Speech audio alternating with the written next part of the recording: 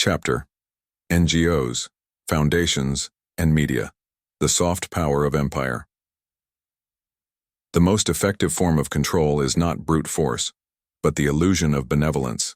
The empire's velvet glove. Every empire needs both an iron fist and a velvet glove.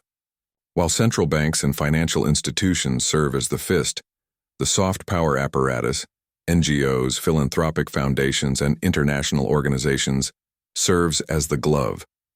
It caresses with words like human rights, sustainability, and peace, while concealing mechanisms of control, exploitation, and destabilization.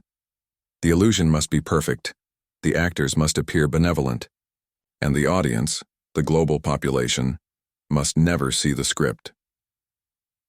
The United Nations, a noble lie. The United Nations was sold to the world as a beacon of peace, equality, and international cooperation. But like a theater built on deception, its true ownership lies in the hands of its financiers. The UN's headquarters sits on land donated by the Rockefeller family, an omen of the control to come. Behind the scenes, the same global elite that controls central banks and multinational corporations also dictates the agenda of the UN. Its agencies, while wrapped in humanitarian language, are tools of geopolitical engineering. UNCTAD and the African tragedy, the United Nations Conference on Trade and Development, UNCTAD, was meant to support developing nations, especially in Africa. Instead, it became a front for economic manipulation and covert destabilization. Under the pretext of development, UNCTAD policies opened African markets to foreign looters. Resources were extracted, governments were weakened, and societies were pushed into poverty. Beneath the surface, these programs funded or indirectly enabled paramilitary groups, sowing chaos in resource-rich regions. Terrorism, famine, and civil war were not accidents.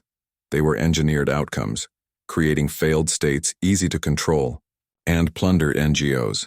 Trojan horses of influence non-governmental organizations are presented as independent grassroots entities. In reality, many are extensions of Western intelligence agencies and corporate interests. Under the banners of democracy promotion or humanitarian aid, they interfere in elections, stage protests, and support regime change. Foundations like those of George Soros, Bill Gates, and the Ford family have become the new missionaries, preaching progress while exporting control. The media, architects of consent media empires owned by a handful of conglomerates, shape public opinion to fit elite narratives. They do not report, they condition. War becomes peace, slavery becomes freedom, austerity becomes responsibility. Journalists who speak truth are censored or fired. Stories that reveal the empire's crimes are buried. The public is given distraction, division, and deceit, the strategy of legitimacy.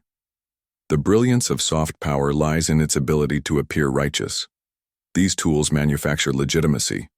When the IMF sends a loan, the UN praises the effort. When an NGO undermines a foreign government, the media calls it a people's revolution. No need for armies when you have academics, activists, and celebrities on payroll, echoing the same scripts. A prince's awareness. The true prince must see the velvet glove for what it is, a disguise. The enemy does not always come with a sword.